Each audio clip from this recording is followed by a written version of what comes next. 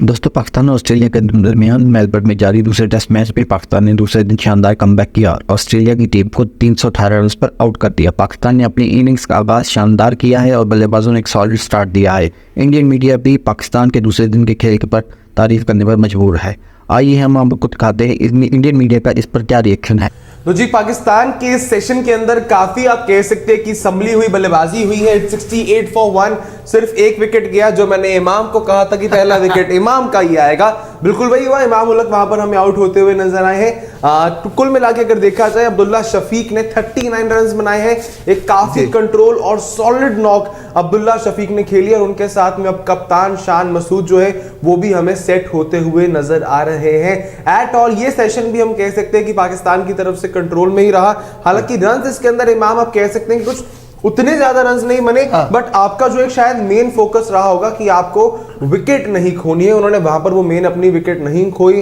Runs भी आप कह सकते हैं चौके आपने वहां पर निकाले। जरूर बीच बीच में कुछ मर्तबा वहां पर चांसेस बने, लेकिन एलबीडब्ल्यू के वो ये था कि काफी वो क्लोज कॉल्स थे। कभी आप इंपैक्ट से मिस हो रहे थे, कभी गेंद वहां पर विकेट्स को मिस हो रही थी। एक रिव्यू भी ऑस्ट्रेलिया ने वहां पर जरूर गवाया। तो कुल मिला के हमने इस पूरे लंच या फिर आप कह सकते हैं कि टी के सेशन में हमने यही देखा है कि एग्जैक्टली जो पूरा का पूरा हाल गया है वो आप कह सकते हैं इमाम की पाकिस्तान के हक में गया। जरूर नेथन लायन को वहां पर एक विकेट मिल गया, सेकंड स्लिप जब वहां पर उन्होंने लगाया क्लोज, और इमाम का वहां पर अपना विकेट खो बैठे, वही एक विकेट आया। उसके अलावा अब्दुल्ला शफीक को अगर हम देखें, उन्होंने कुल मिला के 3 चौके लगाए हैं। शान मसूद अभी 26 गेंदों में 15 रन।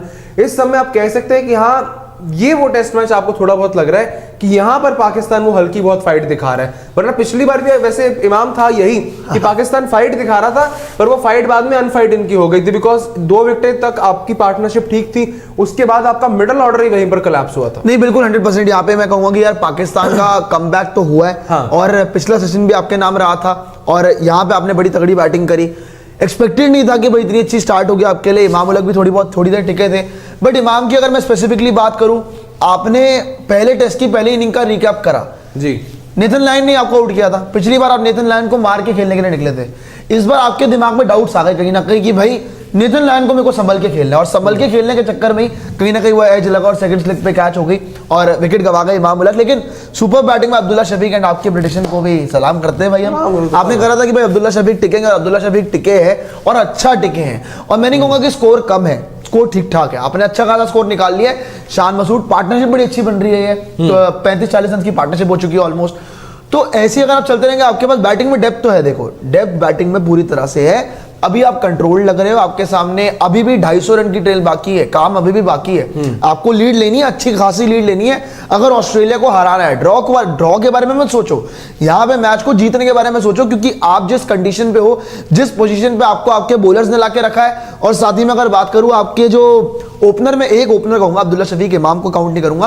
अब्दुल्ला शफीक ने जो आपके लिए काम किया है, स्टार्ट आपको अच्छी दे दी है, स्टार्ट अच्छी है। एंड शफीक से मैं चाहूंगा ना इमाम, जब मैंने शायद आपको इस इनिंग के शुरू होने से पहले भी कहा था, पहले टेस्ट के दौरान भी कहा था कि अगर पाकिस्तान के टॉप में से किसी 2 बल्लेबाजों में